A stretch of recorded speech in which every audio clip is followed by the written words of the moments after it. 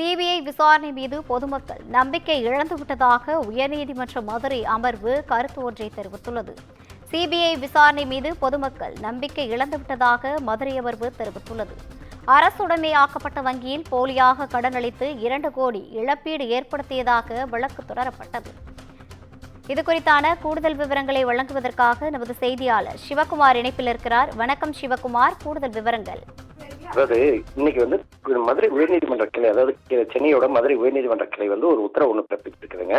என்னன்னு பார்த்தோம்னா, சிபிஐ விசாரணை மீது பொதுமக்கள் நம்பிக்கை இழந்து விட்டனர்னும் அது கருத்து தெரிவிச்சிருக்கு.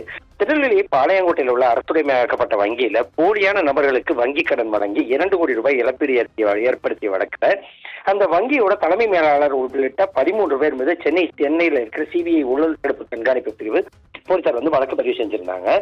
இந்த வழக்கு கடந்த 2019ஆம் ஆண்டு மதுரை சிபிஐ, அதாவது என்னன்னா சிபிஐ ஊழல் தடுப்பு கண்காணிப்பு பிரிவு போலீசார் வழக்கு செஞ்சிருந்தாங்க. இந்த வழக்கை விசாரித்த மதுரை சிபிஐ நீதிமன்றம் கடந்த 2019ஆம் ஆண்டு வங்கி தலைமை மேலாளர் பாலசுப்ரமணியன், அதே மாதிரி சண்முகவேல், ராமலட்சுமி, செண்பகமூர்த்தி, அம்மாமுத்து உள்ளிட்ட 8 பேர் தண்டனை விதித்து உத்தரவிட்டது. இந்த வழக்கில் 5 பேர் விடுவிக்கப்பட்ட நிலையில இந்த உத்தரவை ரத்து செய்ய கோரி பாலசுப்ரமணியன் உள்ளிட்ட 8 பேர் மெட்ராஸ் உயர்நீதிமன்ற மதுரை அமர்வுல மேல்முறையீட்டு மனு தாக்கல் செஞ்சிருந்தாங்க.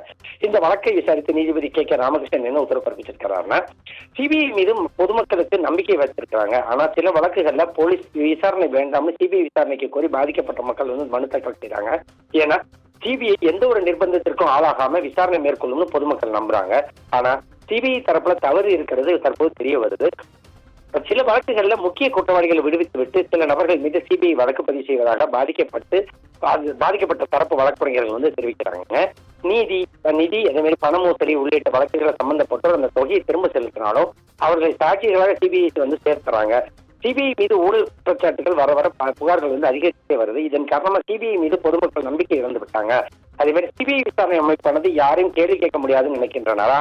அதே மாதிரி எனவே சிபிஐ மீது பொதுமக்கள் வச்சிருந்த நம்பிக்கை பெறுவதற்கு இந்த நீதிமன்றம் சில பரிந்துரைகளை செய்ய விரும்புகிறதுனும், சிபிஐ வழக்குகளில் குற்றவாளிகள் பெயர் சேர்ப்பது, அவர்கள் மீது வழக்கு பதிவு செய்வது, குற்றப்பத்திரிகை தாக்கல் செய்வது என அனைத்தையும் சிபிஐ இயக்குநர் கண்காணிக்கணும். மேலும் அந்த வழக்குகள் தொடர்பான விசாரணை அதிகாரியையும் கண்காணிக்கணும். அதே போல் சிபிஐ விசாரணை அதிகாரிகள் தேவையான அனைத்து அறிவியல் பூர்வமான தொழில்நுட்பங்களையும் அறிந்திருக்கணும். இந்த வழக்குல சிபிஐ முறையாக விசாரிக்கலங்கிறது கன்ஃபார்மா தெரியுது.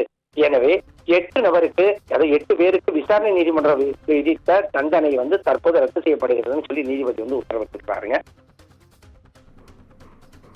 விரிவான தகவல்களை கொடுத்தமைக்காக நன்றி சிவகுமார்.